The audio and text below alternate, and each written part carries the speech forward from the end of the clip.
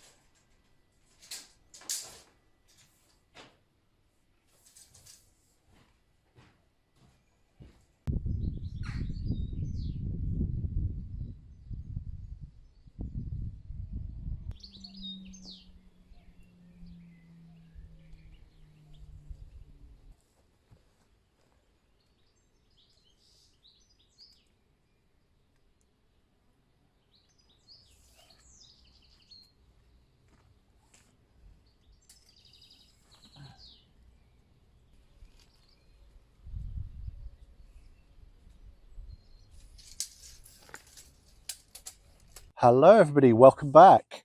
So, what were we doing wandering around a cemetery? Well, obviously, in connection with these stones that we dug up last week, we went into our neighbouring village in Saint Veron, and their cemetery is there. So we nipped in to have a quick look. And what we were looking for is a stone or series of stones similar shaped to this one. We didn't find anything, but what we did do, we found quite a few crypts and quite a few railings where the railings went around the crypts or the graves, and they were set into stone. So basically, half of this stone on this face is rough cut. So this would have been under the ground, submerged. You wouldn't have seen it. You'd have only seen the top half.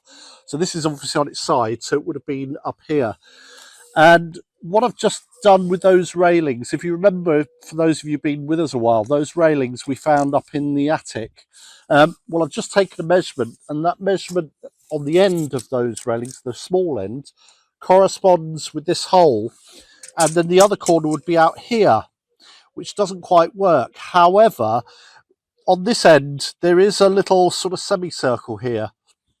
So I think what we had was two of these up against each other, and the railing would have gone into the middle here.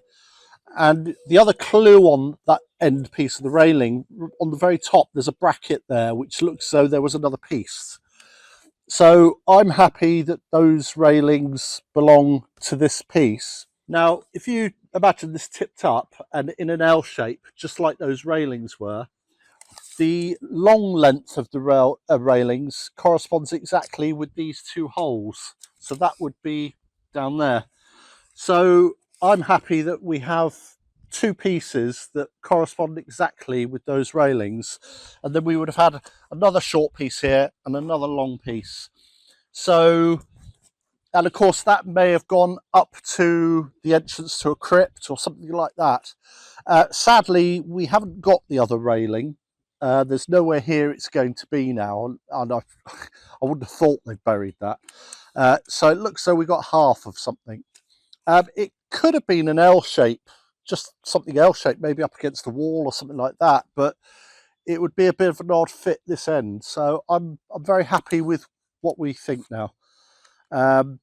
Yeah, so we have a bit of a crypt. So for the benefit of our new viewers, when we came to view the house, we asked the owner, well, what are these four big granite slabs here? And he just said, well, they're from the cemetery. And he offered no explanation. And we basically just accepted that and said, oh, okay.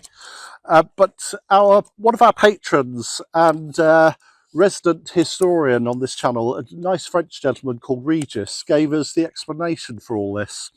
And he said in the 1950s, the French government decided they wanted to move all cemeteries out of the middle of the villages and put them on the outskirts. So if you've ever driven through France and you drive out of a village, you'll maybe see a big walled area, and that's the new cemeteries that have been built since the 50s. And so they gave all the families the opportunity to remove any headstones and big pieces like this. And so that's how we've come to get them. They've obviously popped them over the wall, you know, a local farmer with a tractor or something like that. And that's how we've ended up with them all. So we're getting closer to solving the mystery of it all. And of course, we do have a crypt door, which is a very beautiful door. We discovered that quite some time ago. So how many other pieces we find, I do not know. But we'll keep digging. And in case you're wondering, if you notice our telegraph pole is at a strange angle, well, the other day a farmer came along here with his telehandler, and this post and that post used to have a wire, but unfortunately he had his forks of his telehandler up and he caught the wires and bang. Fortunately they're not electric, they're just telephone wires, but yeah, there you go. Good old farmers with their telehandlers. Okay, so that was the first sample. This was the second, and this was the third, and I've lightened it as I've gone. That first one was a bit too dark for us. This one was better, but this one is even better. And I've only just finished putting this coat on, so it actually does lighten as it dries. So I think this will dry a bit lighter. My worry was if you keep mixing white in, it just ends up going grayer, and I didn't want to lose the lavender look. But actually, it really does still look like lavender on the floor. There, it looks like lavender. I just did have a look on the camera, funny enough, before coming up here, and it looks a bit grey, but it really isn't. It does have this lavender look to it. So, assuming that's okay, we'll probably carry on with that, but I'm going to leave them overnight. I want them to dry thoroughly, and then we'll make a judgment then. But obviously, it'll need 2 coats. So, I might try and get a second coat of this one on before close of play. And then tomorrow morning, make a final judgment. Hello, Max. Are you tired? Have you gathered up all the cushions for your afternoon nap? Good boy.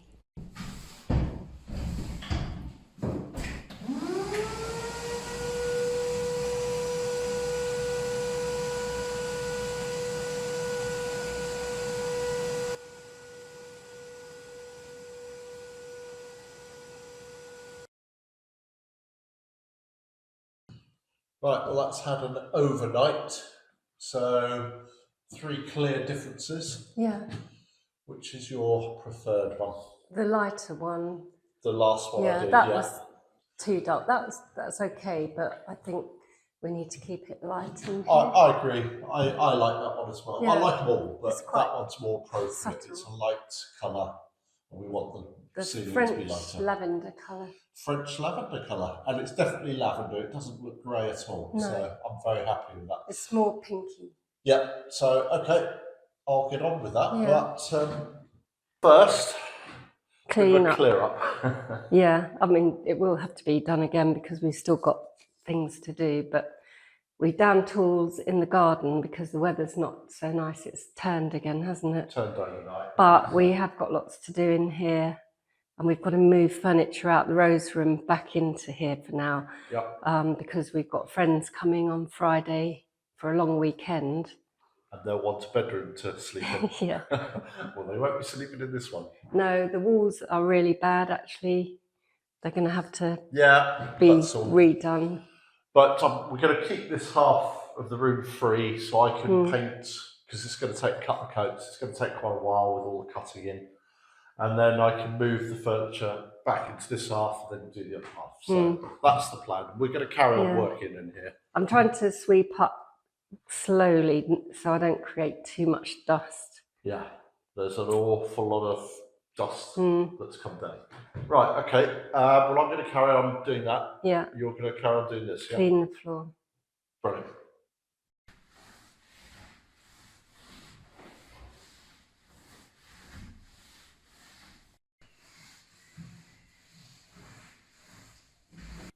Well, we've still got lots to do.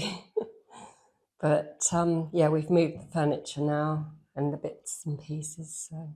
Yeah, but I'm going to be able to carry on along here because apart from the bed, there's nothing in my way along here. So, right, we better get on then. Things to do. The list is getting longer. So we're going to have the weekend off, I think. I suspect Paul and Di probably won't want to be in our videos. They may do. I don't know. We'll ask them. But we'll see you soon. Bye. See you next time. Bye. Bye.